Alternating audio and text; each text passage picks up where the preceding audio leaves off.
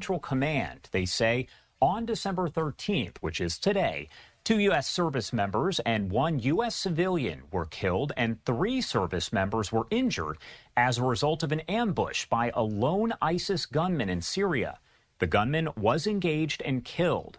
As a matter of respect for the families and in accordance with Department of War policy, the identities of the service members will be withheld until 24 hours after their next of kin have been notified. Updates will be provided as they become available. All of that occurred as the soldiers were conducting a key leader engagement. Their mission was in support of ongoing counter-ISIS, counter-terrorism operations in the region. The soldiers' names, as well as identifying information about their units, being withheld until 24 hours after the next of kin notification. The attack is currently under active investigation. And we're now from the Secretary of Defense, Pete Hegseth, also known as Secretary of War. He said in a statement, quote, "The savage who perpetrated this attack was killed by partner forces. Let it be known, if you target Americans anywhere in the world, you will spend the rest of your brief, anxious life knowing the United States will hunt you, find you, and ruthlessly kill you." End quote. Again, that is a statement from Secretary Hegseth. We are U.S. soldiers killed, one American interpreter wounded, one American interpreter killed, 3 others wounded. Your reaction, sir? Well, Mike, this is, of course, just tragic news, and I'm reminded every day that the price of freedom is not free. As the father of a soldier who just spent a year overseas, I certainly understand the concern by all the parents and brothers and sisters and spouses out there. Our hearts just reach out to these soldiers' families. And as a soldier, former soldier myself, I would have been on the receiving end of this as a doctor, part of the evacuation team. So I'm sure there's more injuries than this, and just want to lift up in prayer those people that are working to save even more lives as well. So tragic news. It's a very fragile situation. The price of freedom is not free. What about soldiers and an American civilian interpreter have been killed in Syria? The president just moments ago speaking at the White House. Let's bring you those comments now. So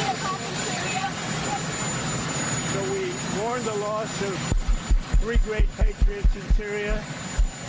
You know how it happened. There was an ambush, terrible. We also have 3 wounded. They seem to be doing pretty well.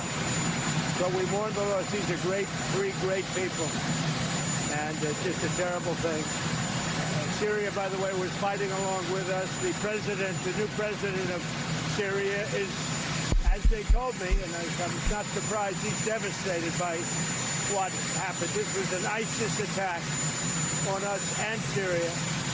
And again, we mourn the loss, and we pray for them and their parents and their loved ones. Very, very sad. Mr. President, will the U.S. retaliate against ISIS? Yeah.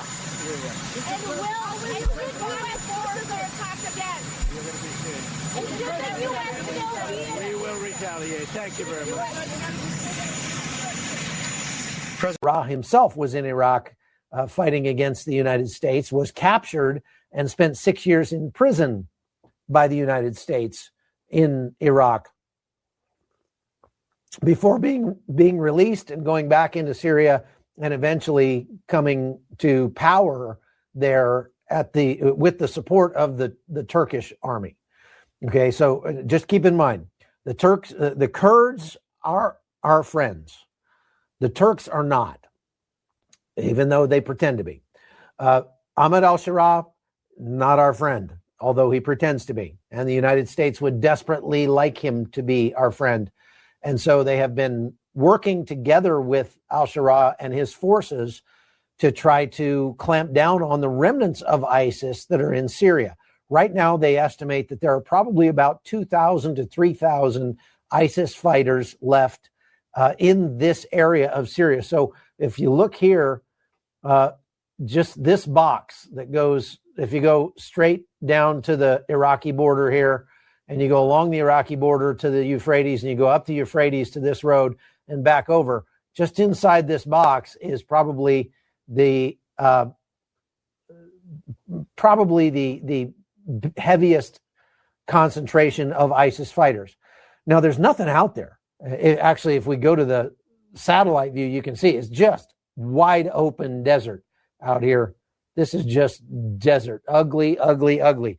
But there are people that live in there. And a lot of them are on board with ISIS to this day. Now, if we go over here to Palmyra, Palmyra, by the way, is a very important and ancient city that was actually built by King Solomon 1,000 years before Christ. It's in the 10th century BC. So if we look at it today, it's just kind of a small city here in Palmyra. And this is where there was a convoy of American forces alongside the Syrian Free Army forces, which I'll get to in a minute. And that convoy was ambushed by, they say, a lone ISIS fighter. If it was ambushed by a lone ISIS fighter, they didn't say whether or not it was like an IED or small arms. I'm assuming it was an IED, like a pretty large one, because from my experience, I've been in Syria a lot. I've seen a lot of U.S. troops traveling around in Syria. U.S. troops don't travel around in Syria in unarmored vehicles. And this is the road that they were on. This is the photograph that was posted on X that shows some civilian vehicles. You can see U.S. military, the MATV vehicles back in the back. So the technicals in the front are likely Toyotas, because everything over there is a Toyota. You can see behind the Toyotas there, that tall tan vehicle, that is the MATV, and that should be where the U.S. troops were riding. Now, I can't tell what's behind them. It looks like there's some more thin-skinned vehicles back there, but it's just not easy to tell. It even looks like it. Maybe there's a school bus or something. So maybe they were transporting some troops. It could be that there were a few American troops riding on the school bus. If that's kind of, I'm not sure. Can't really tell. It's really hard to say.